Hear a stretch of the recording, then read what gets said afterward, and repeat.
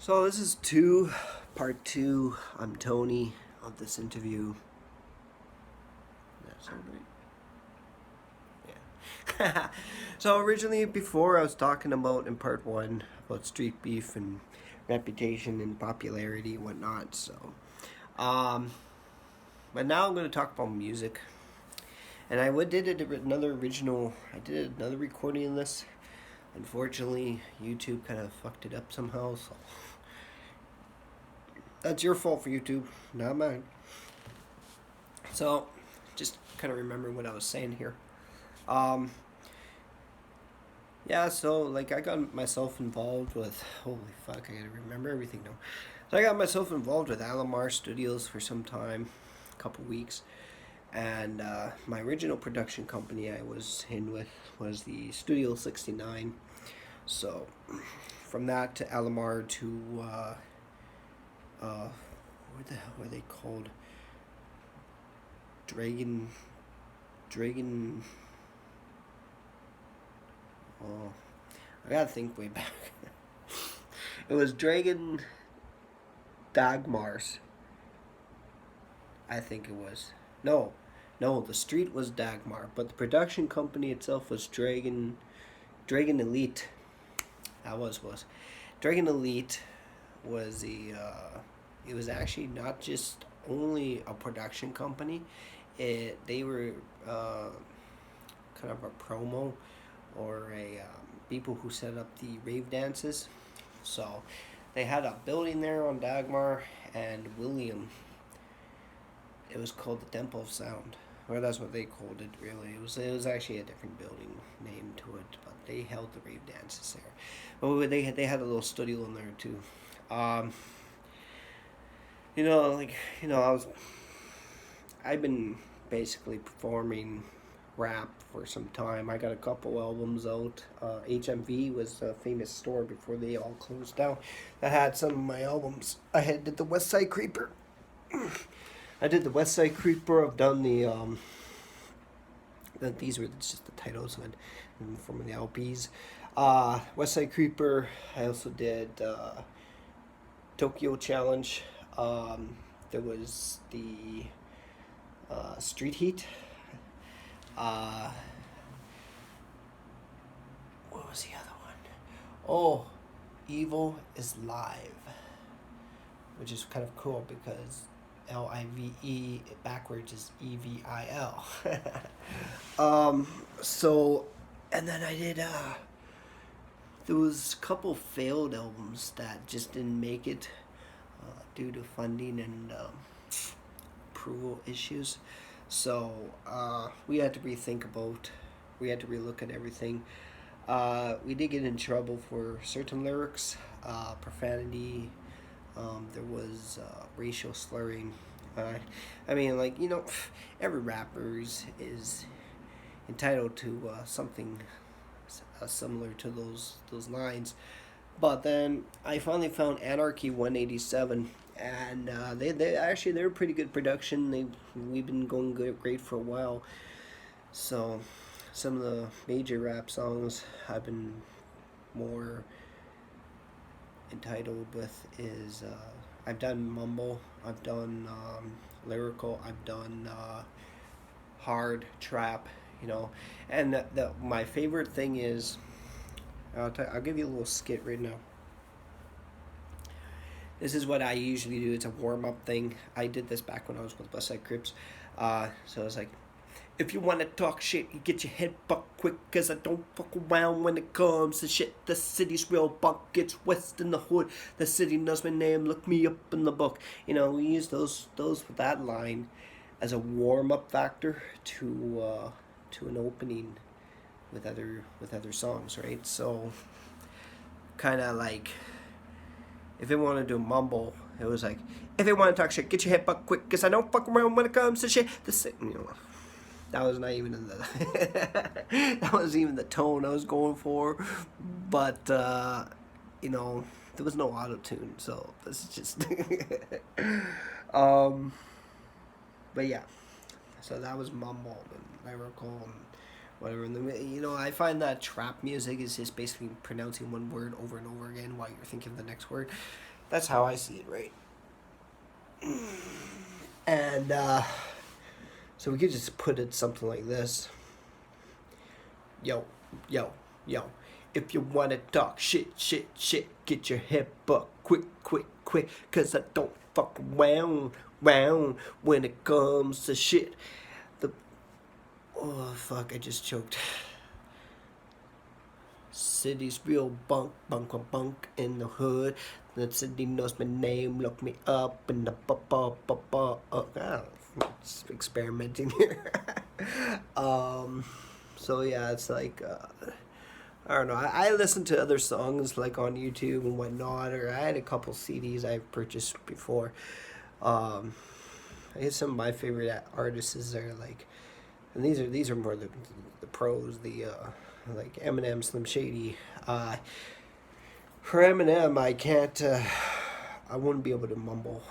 Not like him. He's you know, he's basically god of rap right now, and I don't know. Eminem, he's been pretty good for over the years, and yeah, I noticed the changes too. He went from kind of like a silly interactive rapper, and slowly went darker over the time.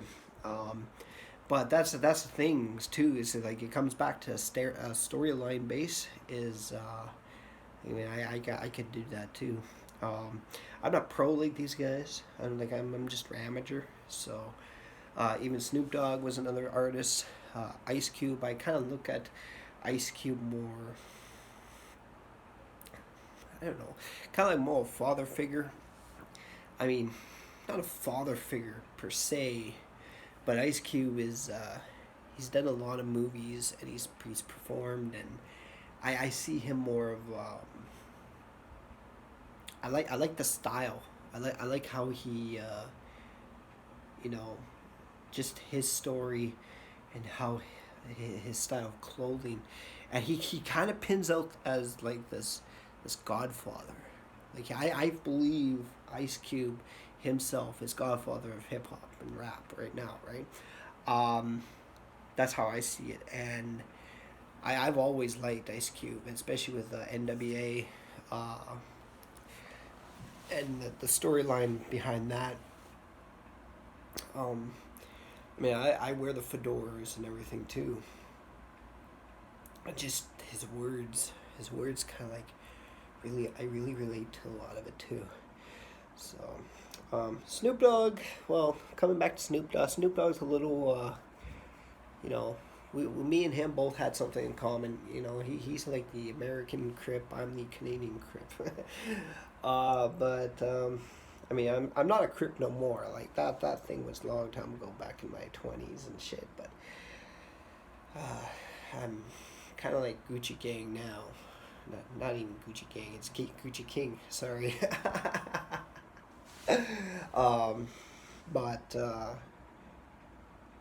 and we'll get to that, I guess, coming into part 3 of the next video. But for now, sticking to music is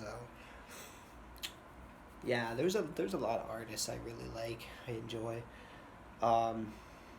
Then we have the rap devil. He likes to refer him as MGK, Machine Gun Kelly.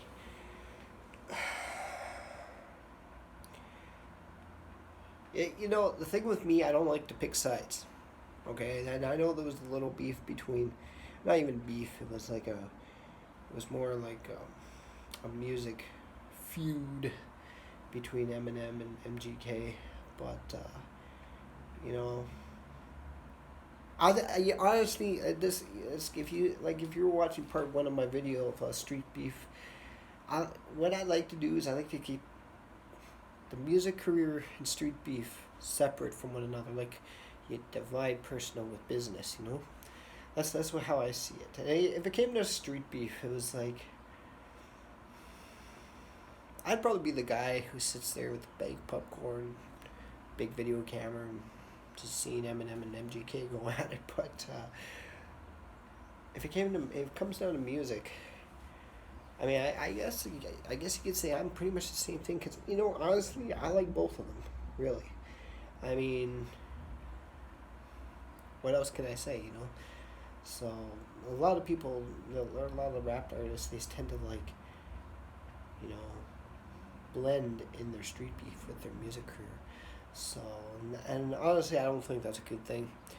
But when you're doing beefs, like you're doing diss raps, or you want to make a song, and your words are so powerful to actually, it feels like you're targeting that one person. Well, of course, it's gonna like bleed in, right? Like the street beef is gonna interfere with the music career.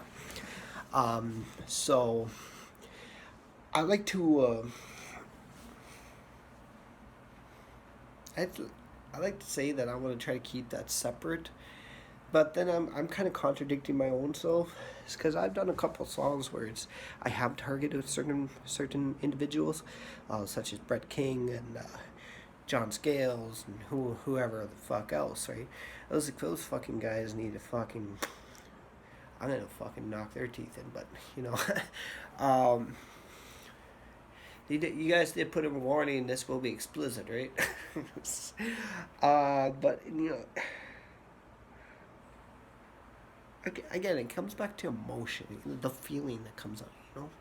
So, but anyways, yeah. So Anarchy 187 is what I mainly stuck with, and that's I'll probably be with them for some time. They give me a good check. I make some good money off of this, and they actually get my albums out. So we're actually thinking, like I said, I think I might have mentioned this before in part one. We'll be doing our very first music video of me. We're gonna be going around taking certain shots, me in a back alley or on the bridge and on Provence, whatever, you know. So we're still in the works and doing that right now. I'm just waiting for the script to come out. The words, I've already made the song.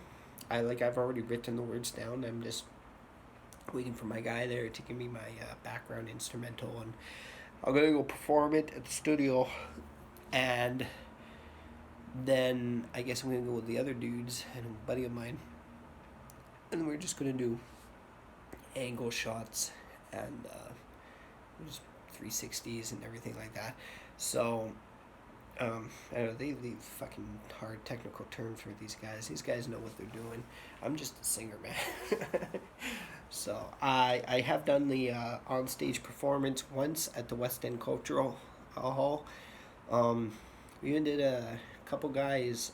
We did rap battles, and one guy, he took it a little too far. I mean, maybe I took it too far, but I did say something about his mother, and I didn't know he was a little touchy with his family.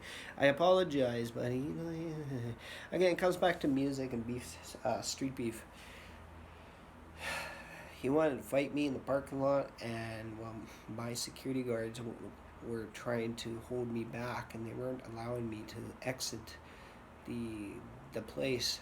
And when it came down to closing time, he was nowhere to be found. Like, poof. So who's the fucking chicken now, right? I mean, I was all good. I was all game. I was ready to tear my shirt off, and I was like, let's fucking do this, man. He says, I'll kick your motherfucking ass. But no. So, but yeah, so no, that's when it comes down to music and stuff. I try to keep that separate. But yeah. So I guess, and then we got about a minute here. Our next thing, part 3, is going to be about. I think it's going to be a deeper in-look of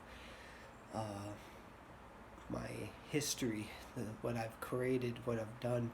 So I will see you all in the next video. It's gonna and that one would probably be a little more intense. So make sure to tuck your kids away, and yeah. I'm Tony 3Tron. Ciao for now. See you in part 3.